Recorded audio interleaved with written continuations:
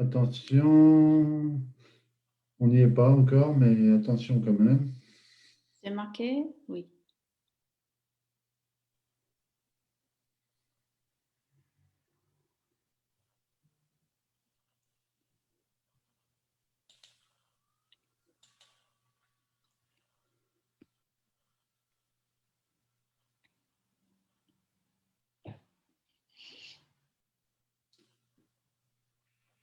Bonsoir à tous, nous sommes en direct pour ce énième mercredi de la créativité. Merci d'être parmi nous.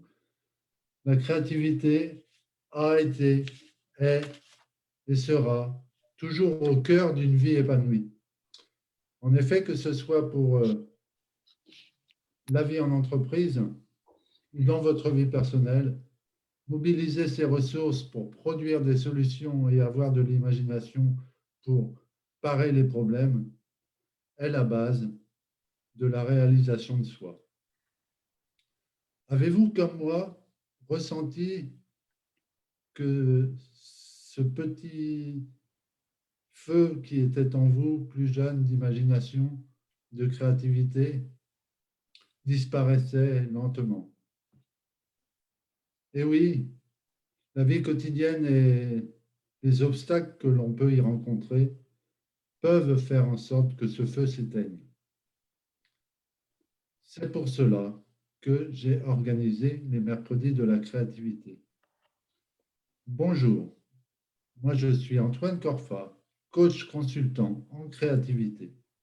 J'accompagne les hommes et les femmes de 40 à 60 ans qui souhaitent retrouver de l'imagination et de la créativité dans leur vie pour être alignés avec leurs valeurs.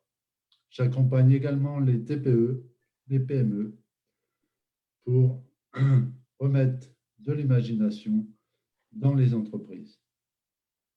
Aujourd'hui, je reçois Sylvia Le Goff, qui est créatrice de sa nouvelle vie et elle va nous l'expliquer.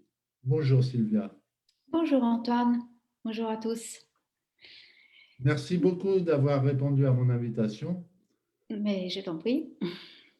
Et la première question que je voulais te poser, c'est d'une part, comment vas-tu?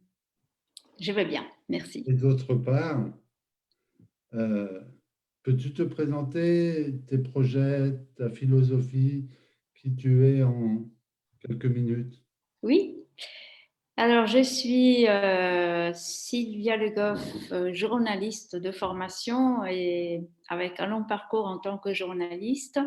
Je suis italienne d'origine et je suis arrivée en France en 93. Donc là, déjà, il y avait une belle preuve d'imagination et de créativité parce qu'il a fallu réinventer ma vie quasiment en repartant de zéro alors que j'avais 27 ans.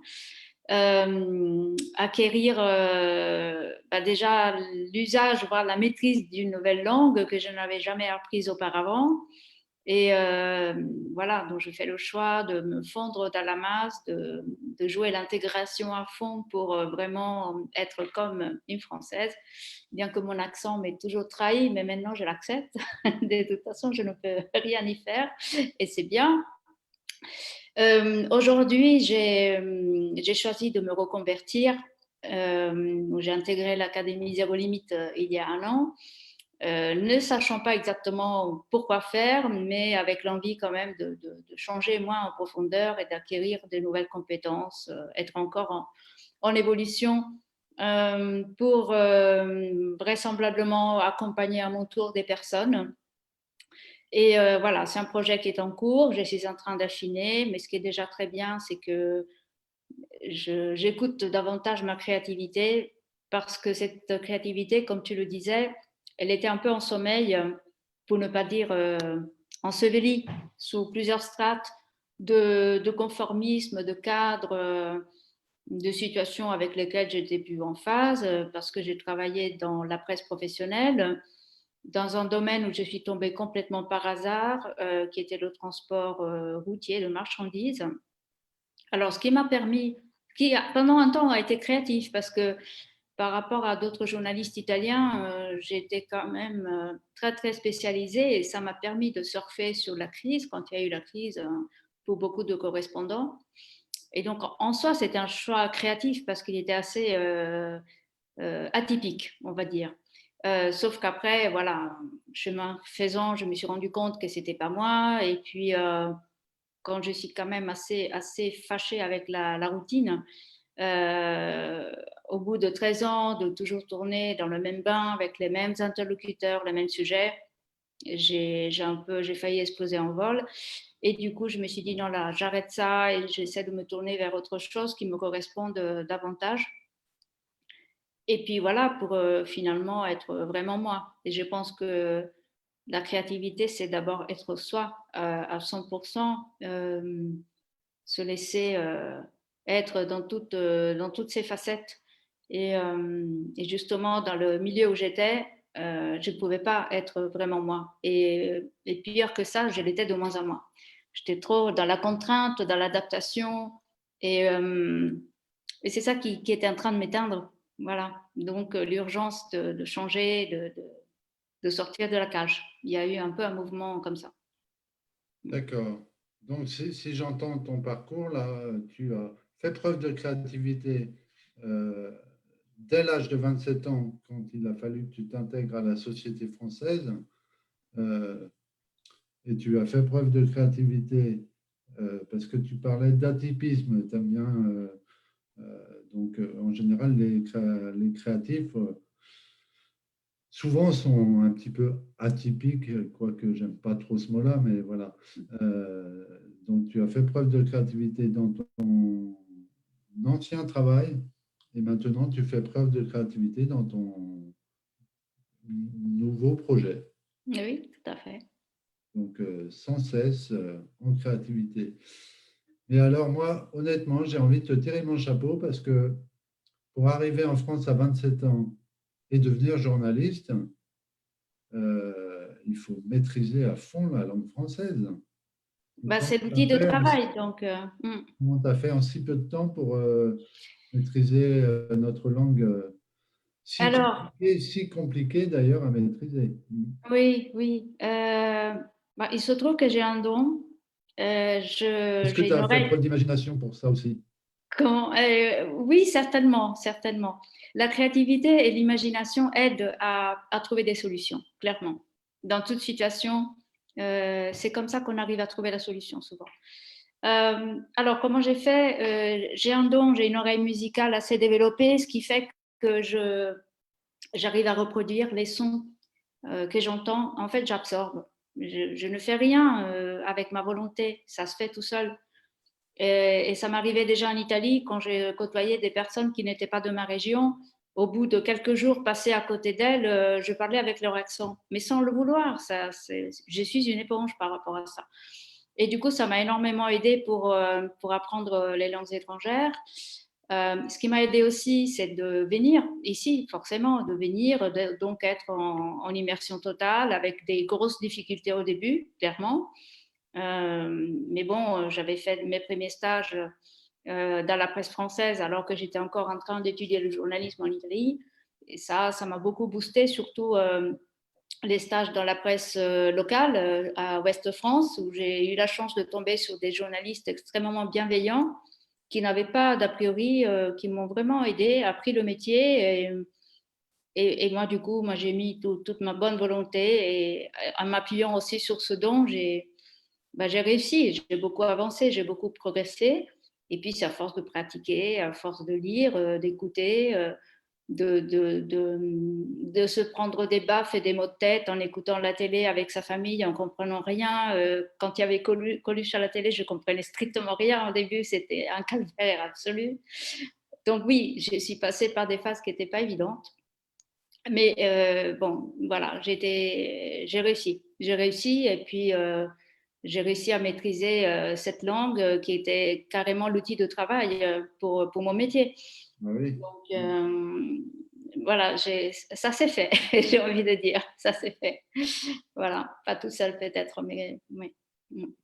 Bon, n'hésitez pas, là, si vous avez des questions pour Sylvia, à nous les noter. En tous les cas, bonjour à tous, Jessica, Swad, Rodrigue, et Swad te dit bravo de se choisir. Voilà. complètement. Est-ce que tu peux nous dire un petit peu, justement, par rapport au fait que tu t'es choisi, euh, qu'est-ce qui n'était plus toi dans ton ancien métier? Ce qui était plus moi, c'était ce que je disais, à savoir euh, la routine, essentiellement. La répétition de situations, de sujets. Ils étaient toujours les mêmes, en fait. Hein. Ça tournait un peu en boucle, les sujets dont on parlait. Et à un moment donné, je me suis retrouvée à m'ennuyer en lisant les articles que je devais corriger. J'étais rédactrice en chef du journal à la fin. Et je me suis dit, mais je lis toujours la même chose. Ça tourne en boucle, c'est pas possible. Et lire les communiqués, entendre toujours les mêmes plaintes, ça m'avait mis dans une situation complètement invivable, c'est-à-dire que je devais écrire des éditos qui auraient dû être, enfin, j'étais supposée être du côté de mes lecteurs, mais en mon fort intérieur, j'étais absolument pas d'accord avec eux. Et sur la fin, j'avais vraiment du mal à les écrire, ces éditos, c'est-à-dire que là, c'était devenu un conflit de valeurs. Donc, je ne pouvais pas continuer. Donc c'est ça qui m'a vraiment poussée à sortir, parce qu'en plus, par exemple, moi je suis quelqu'un qui, d'après ce qu'on me dit, les retours que j'ai un sens de l'humour assez sympathique, et l'humour, la légèreté, je ne pouvais pas l'exprimer dans ce cadre. Ça s'y prêtait absolument pas, et donc il y avait toute une partie de moi qui pouvait pas s'exprimer. Donc, le fait de me choisir, c'était de dire, ben, puisque c'est comme ça, je m'en vais et j'essaie d'aller là où je peux m'exprimer entièrement, tel que je suis, sans devoir sacrifier des parties de moi. Et il s'est avéré, et puis en plus, l'âge aidant, que la seule solution viable était de créer mon entreprise, donc de récupérer toute ma liberté, de ne plus avoir à rendre des comptes à d'autres personnes, des N plus 1 plus 2 et autres patrons avec qui j'étais pas en phase. Donc là, au moins, je vais pouvoir développer des choses qui me correspondent et développer notamment mon imagination, ma créativité, sans frein. Enfin, sans frein, évidemment, dans certaines limites, mais en tout cas, le champ des possibles est beaucoup plus vaste qu'il a été, hein, clairement. Donc, se choisir, c'est ça, oui. D'accord. Donc, tu parlais tout à l'heure du rapport que tu fais entre la liberté et l'imagination. Euh, Quel sens, toi, tu donnes à l'imagination, à la créativité? Euh, alors, il y a plusieurs niveaux euh, au travers desquels je vis ma créativité. Ma créativité, pour moi, c'est la couleur au sens large, c'est-à-dire la couleur vraie, par exemple, dans l'appartement où j'habite actuellement, avant d'aménager, on a fait des travaux et j'ai choisi de mettre des couleurs euh, dans quasiment toutes les pièces. En m'inspirant des lieux que j'avais visités qui m'avaient plu, je me suis dit justement pour casser cette neutralité où il y a toujours du blanc, du neutre, du beige, etc. J'ai dit mon environnement, pour me plaire, pour m'accueillir, il faut qu'il soit coloré. Et j'ai osé faire des choses qui ne sont pas du tout scandaleuses, mais qui répondaient pour moi à un besoin d'apporter de la chaleur, de la joie aussi, de la douceur.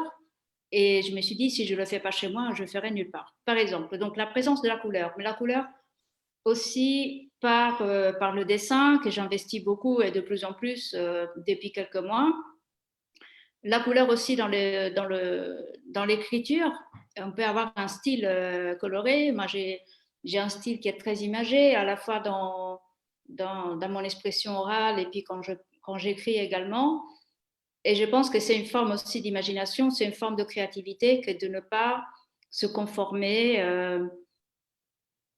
un style courant, on va dire. Voilà, on peut oser des choses, oser des jeux de mots, oser des expressions pour sortir du lot et pour dire les choses autrement, parce que quand on dit les choses autrement, ben, ça marque davantage les esprits.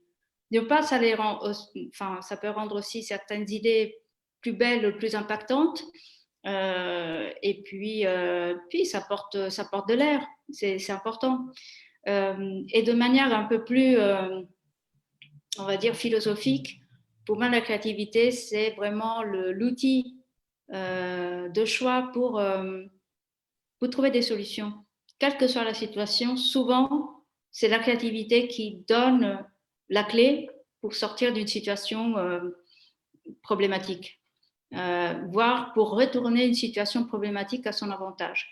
Et ça m'est arrivé souvent dans la vie professionnelle de retourner la situation à mon avantage, alors que j'entrais, je me retrouvais peut-être un peu en difficulté, mais sachant que je devais quand même avoir un résultat au bout de cette situation, bah, c'est l'imagination qui m'a aidé à trouver une solution.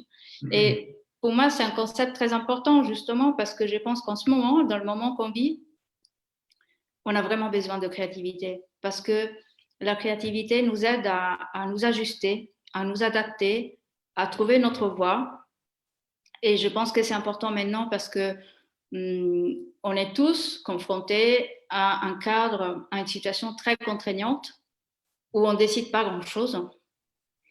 Mais heureusement, on peut décider quand même encore quelque chose dans ce cadre contraint. Et je pense que c'est justement là que la créativité, si elle existe, elle se manifeste. L'imagination peut nous amener à trouver des solutions, y compris dans un cadre contraint. Par exemple, dans mon cas actuel, c'est quelque chose de tout récent.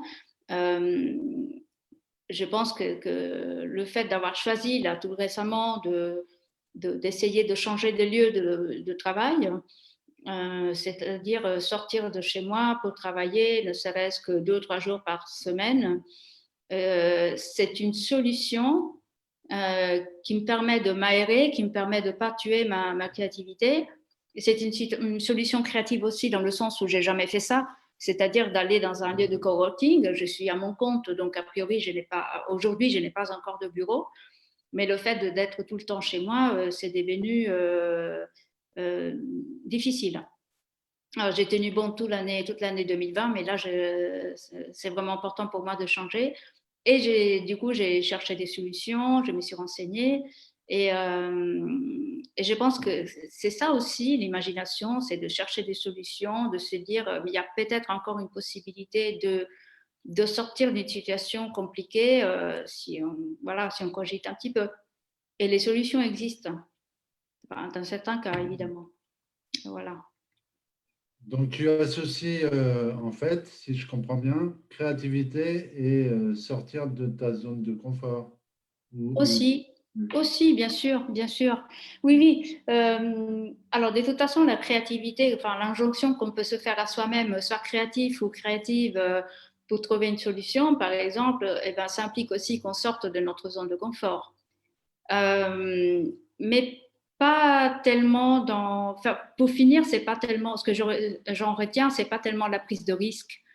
C'est plus le fait qu'on est allé explorer autre chose pour finalement découvrir qu'en plus, on a les ressources pour s'investir autrement, se déployer autrement, s'exprimer autrement. Et par exemple, je l'ai vu ces derniers mois, dans le cadre de la formation et de la mise en pratique des enseignements que j'ai reçus, en très peu de temps, j'ai su faire des choses dont j'étais strictement incapable il y a moins d'1 an. Et en plus, je me pensais pas du tout capable de les faire. Et je me suis rendu compte que sans peur, enfin, si on ose, si on sort de sa zone de confort, après, il y a un alignement qui fait que les choses arrivent à toi, on trouve des outils faciles, gratuits, ou les personnes ressources qui te permettent de faire des choses. Et donc, concrètement, par rapport à ces nouvelles expériences, je me suis investie davantage dans les réseaux sociaux, j'ai créé un podcast, c'est-à-dire que je l'ai créé, vraiment.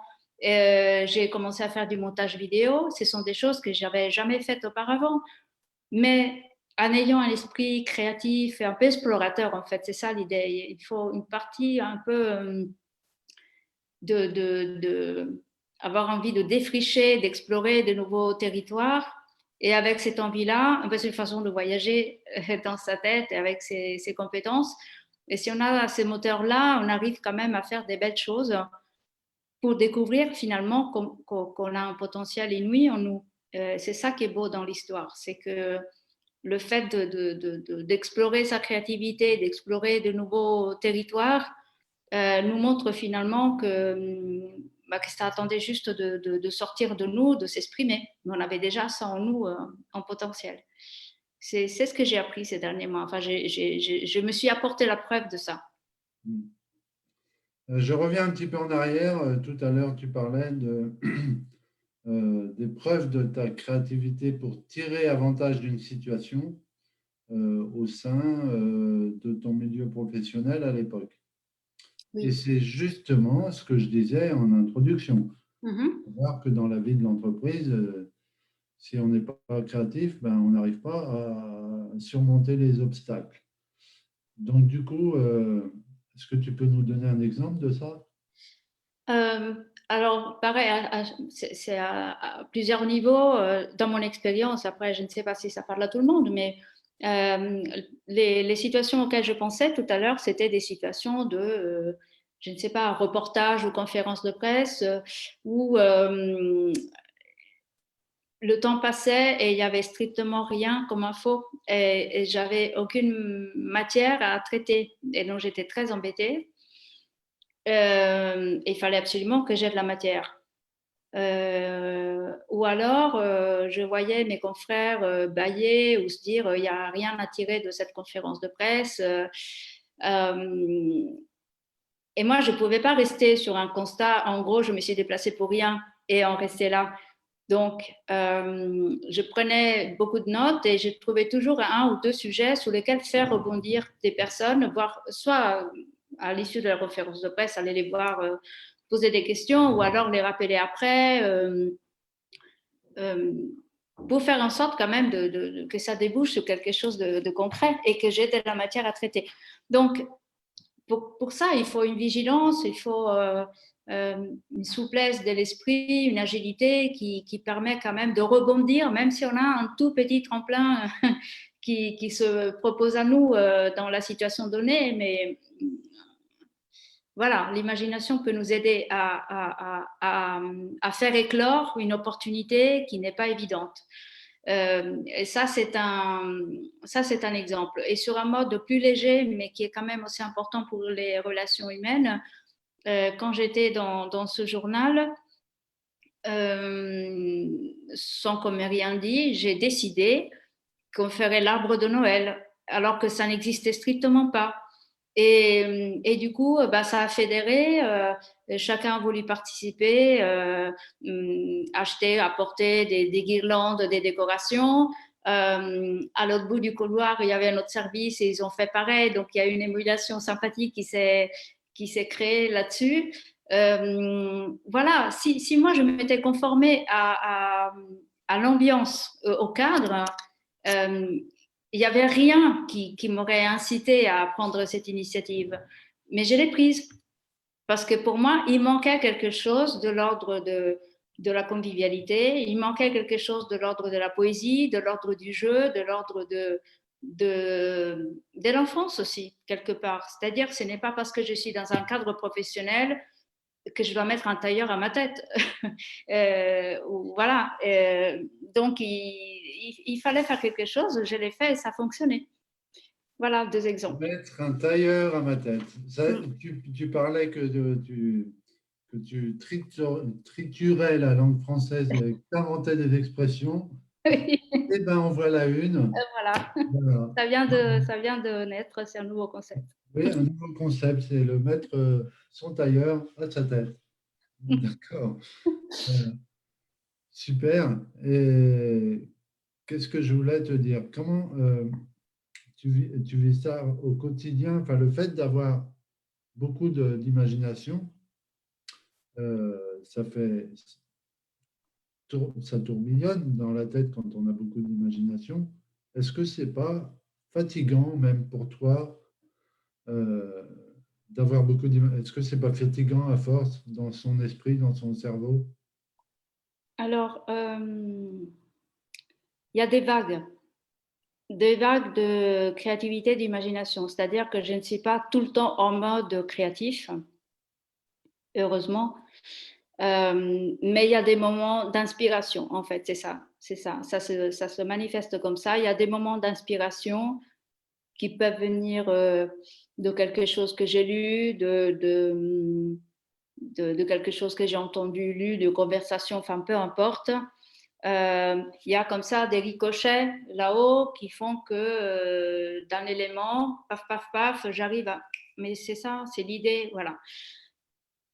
Et quand il y a des moments comme ça, souvent, ça part un peu dans tous les sens. Donc, c'est pas une idée, c'est une idée, plus une idée, plus une idée, plus une idée. Donc là, il y a une espèce d'affolement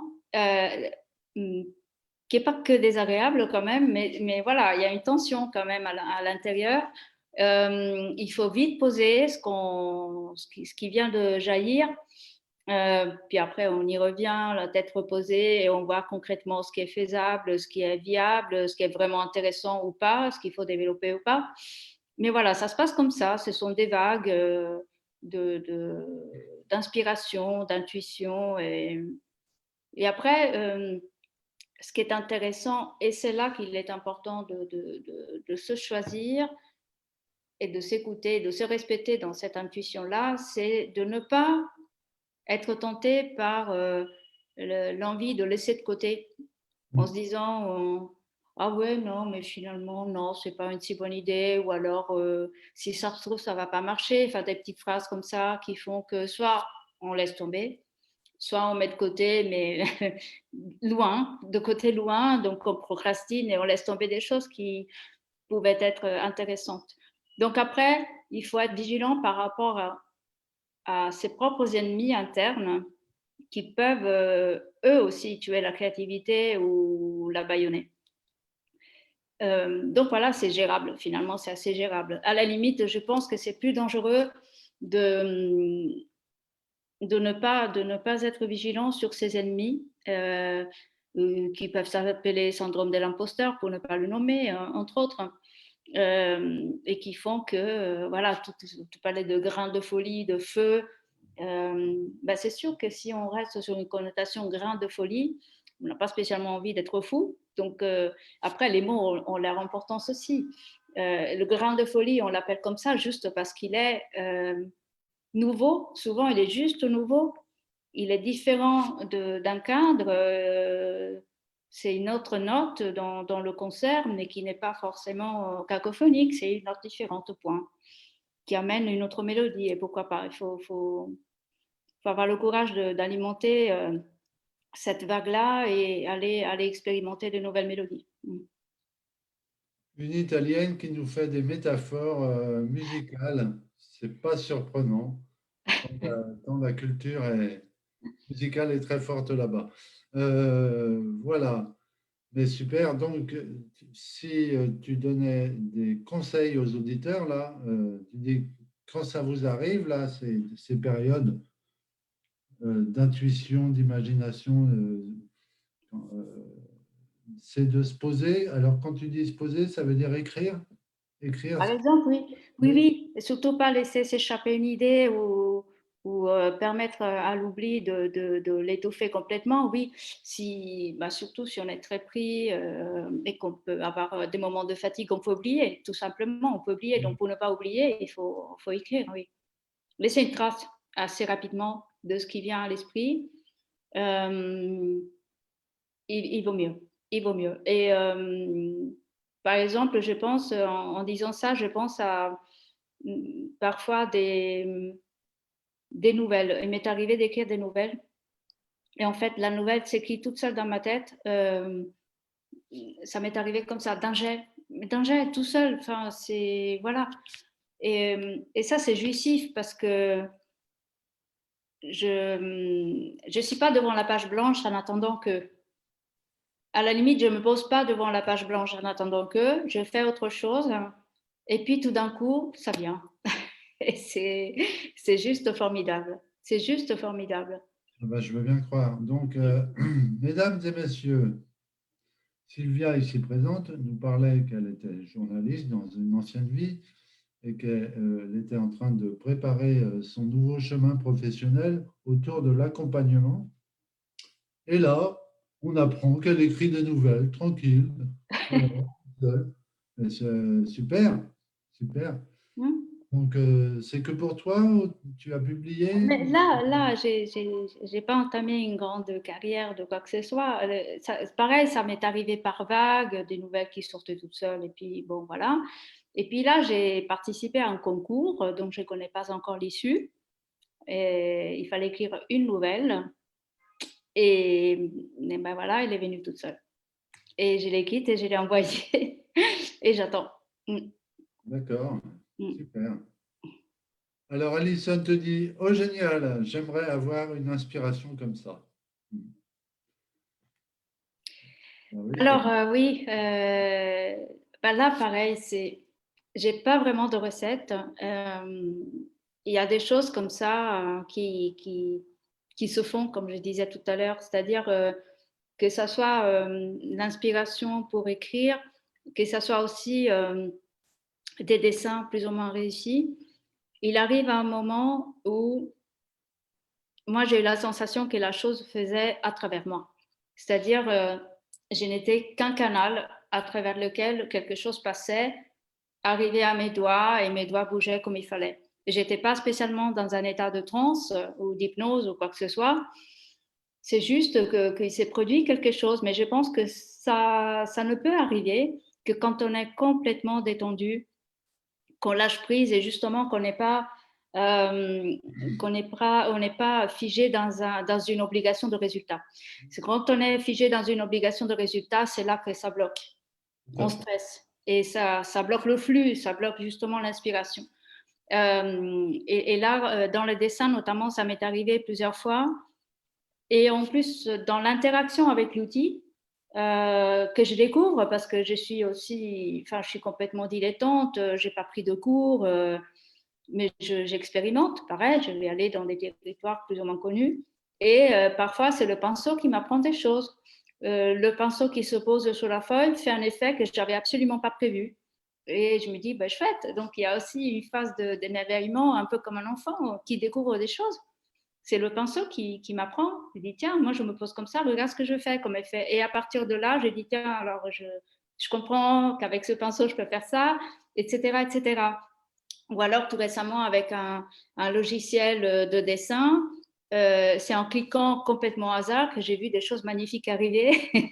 et, euh, et puis, à la limite, je me dis, est-ce que c'est vraiment moi qui l'ai fait toute seule? Parce que voilà, je l'ai fait avec l'outil et l'outil a joué aussi sa partition. Et non, mais c'est génial, quoi. C'est génial. Il y a des choses qui se font et quand on lâche, il faut lâcher prise, se laisser aller, vraiment, se laisser aller.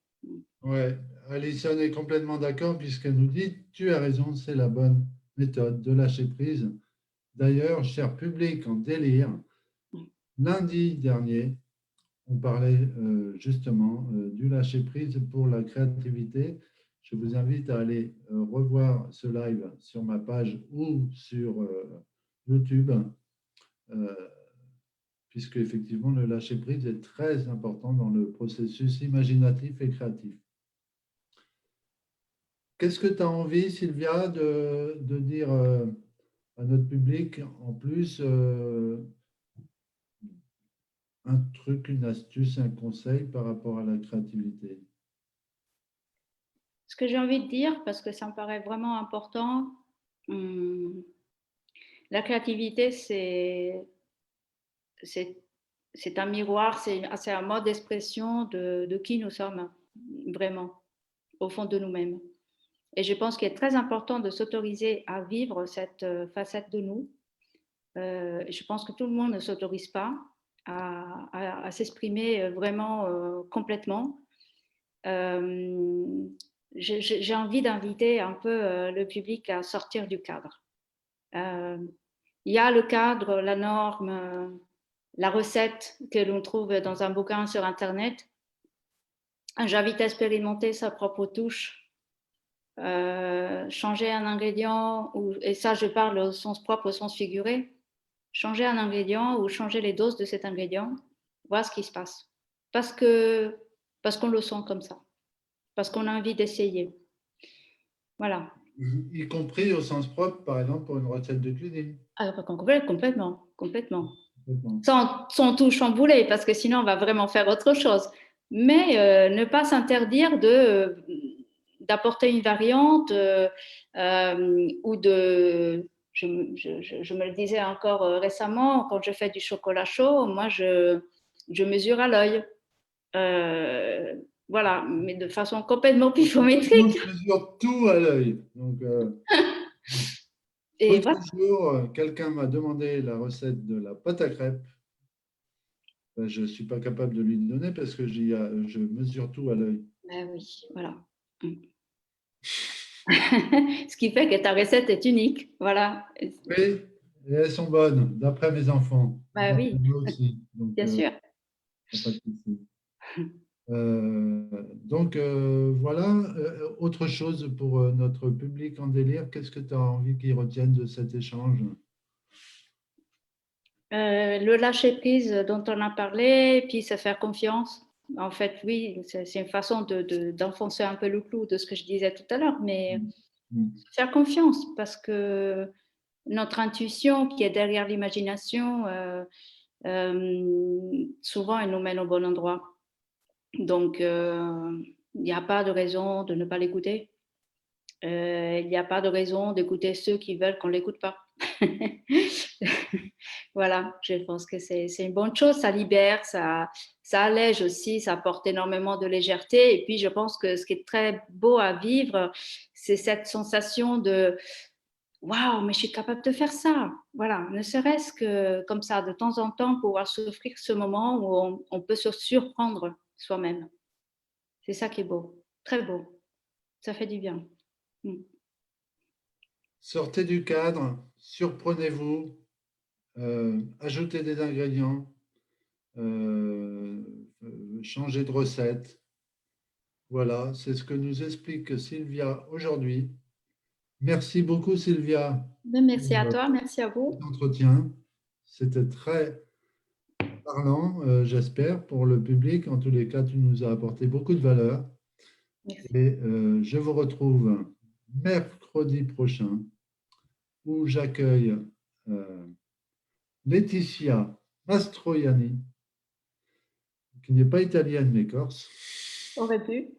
Aurait pu, avec un nom comme ça, Oui. qui est la fondatrice de l'Union des Lucioles. Je n'ai pas encore tout compris ce que c'était. Il y a tellement de tiroirs dedans que il faut une sacrée imagination pour mettre tous ces tiroirs-là dans son projet. Et c'est pour cette raison que je l'ai invité.